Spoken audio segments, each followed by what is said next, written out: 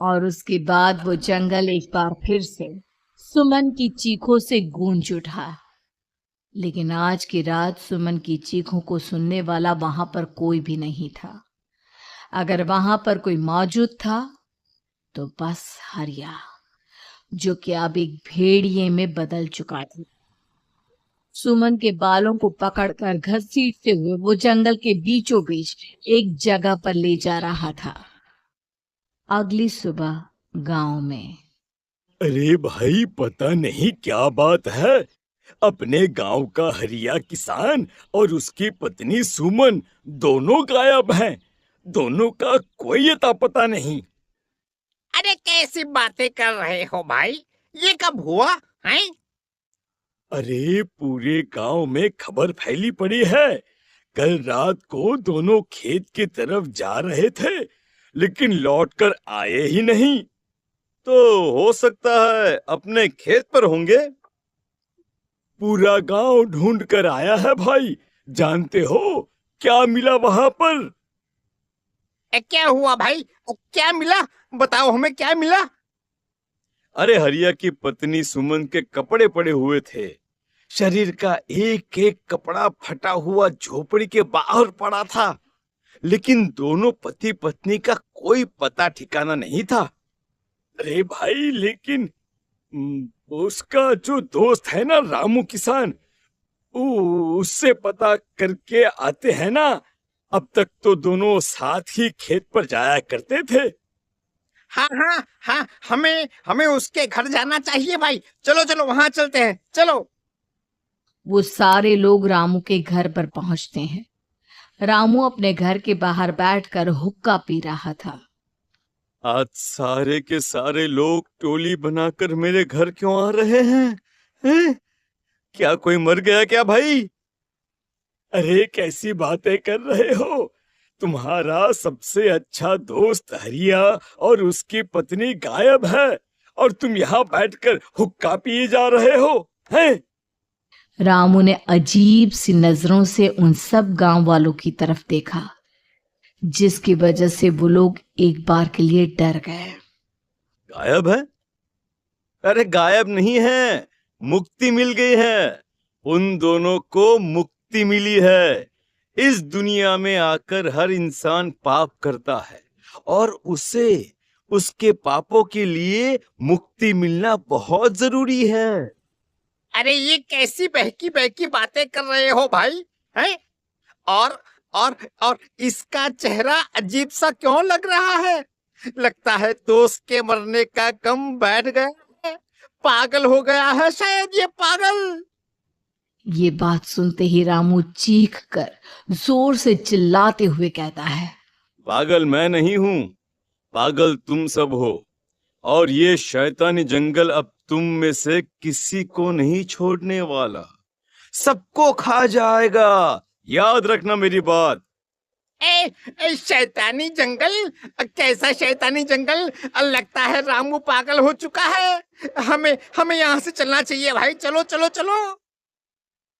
तभी रामू की पत्नी बाहर आती है। नहीं नहीं, आप लोग इनकी बात का बुरा मत मानिए। 2 दिन पहले हरिया के साथ खेत पर गए थे। जब से वहां से आए हैं तब से ऐसी ही बातें कर रहे हैं। भगवान जाने ऐसा क्या देख लिया उन्होंने, खेत में कुछ भी बड़बड़ाते रहते हैं। लेकिन गांव के लोगों ने कमला की कोई बात नहीं सुनी और वो सब वहां से चले गए। रात अब धीरे धीरे ढलने लगी थी। तभी अचानक किसी ने धीमी सी आवाज में रामू को पुकारा। अच्छा, मैं तुम्हारा और सुनो, अपनी पत्नी को साथ लेकर आना, तो काम थोड़ा चलेगा। ये आवाज सुनते ही रामू के चेहरे पर शैतानी मुस्कुराहट आ जाती है। वो धीमे कदमों से अपने घर के अंदर आता है। क्या हुआ? तबीयत ठीक है ना अब आपकी?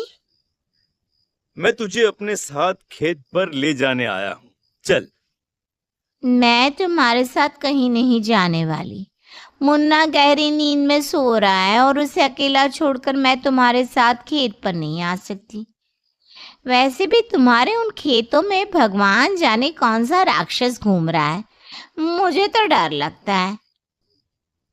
रामू गुस्से में दांत पीसता अपनी झोपड़ी से बाहर आ जाता है और कमला गहरी नींद में अपने बच्चे के साथ सो जाती है। तभी अचानक रात को रामू की झोपड़ी के ऊपर एक साया वही गाना गुनगुनाते हुए घूमने लगता है जो हरिया के मोबाइल में बजा करता था। मैं मौत मौत मौत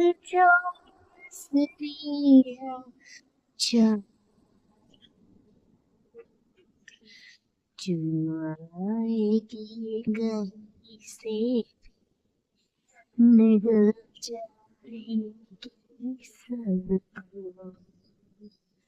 मैं मौत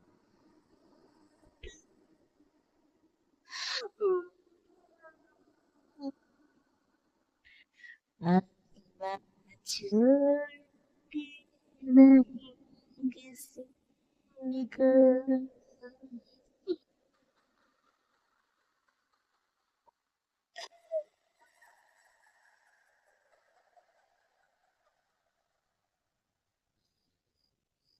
ये आवाज सुनकर रामू की पत्नी कमला की आंख खुलती है और वो देखती है कि उसका मुन्ना अपनी जगह से गायब था। कमला चीखते हुए बाहर दौड़ कर आती है। वहां पर उसने देखा कि रामू ने अपने बच्चे को झोपड़ी के बाहर एक पेड़ से उल्टा लटकाया हुआ था और उसका बच्चा चीख चीख कर रो रहा था। वहीं दूसरी तरफ एक साया बच्चे के ठीक नीचे आग जलाकर उसके चारों तरफ हैवानों की तरफ नाच रहा था। छोड़ दो मेरे बच्चे को, क्या कर रहे हो? शर्म नहीं आती तुम्हें? अपने बच्चे को इस मौत के हवाले करते हुए। अपना बच्चा? किसने कहा ये मेरा बच्चा है? अरे ये तो उस रामू की औलाद है, इस गांव के किसान रामू की, और मेरी दुश्मनी इस गांव के हर इंसान के साथ है। क्या कैसी बात कर रहे हो तुम? और ये औरत कौन है? ये मेरे बच्चे को खा जाएगी। तभी अचानक से उस साया ने एक बेहद खतरनाक दिखने वाली औरत का रूप ले लिया और उसकी आंखों से आग निकल रही थी। सही पहचान, मैं तेरे तो अपनी इस हैवान तो रामू के साथ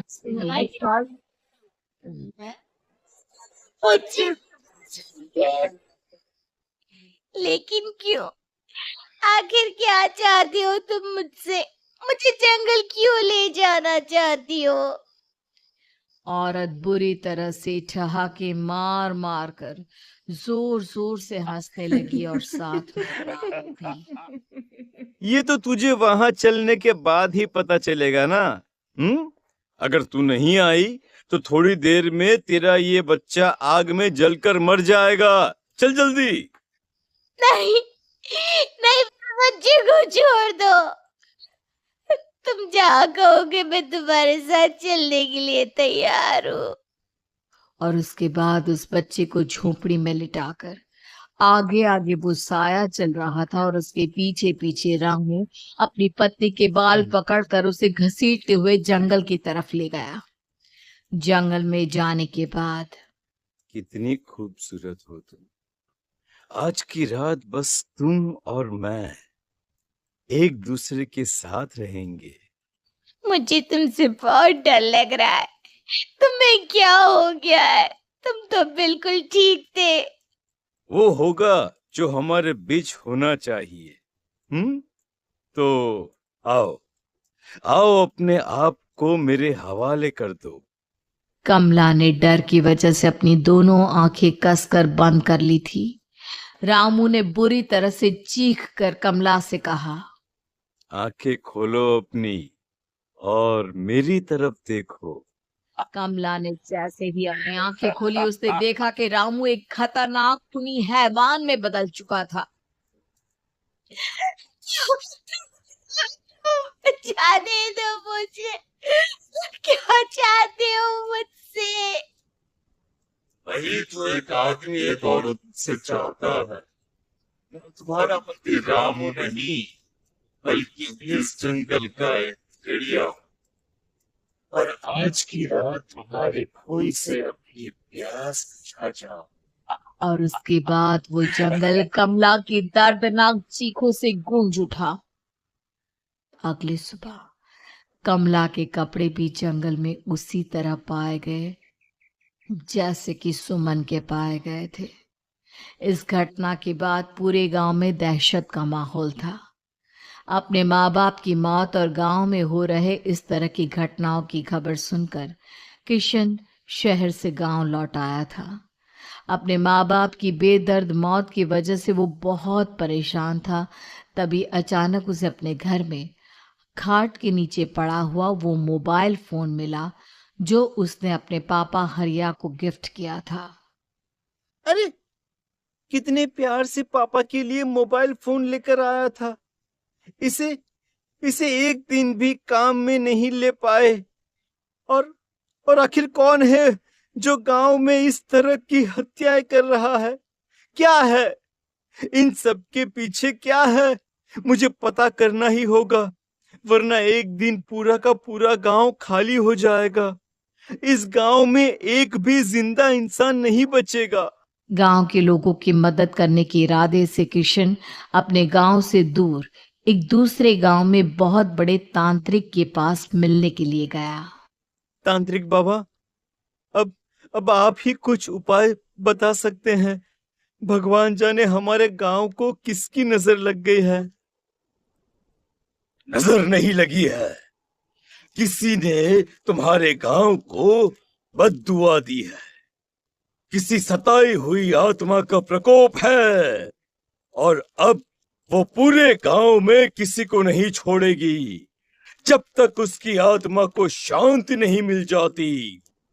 अरे अरे लेकिन ऐसा कौन है बाबा? किसकी आत्मा है और कैसे मिलेगी उसे शांति?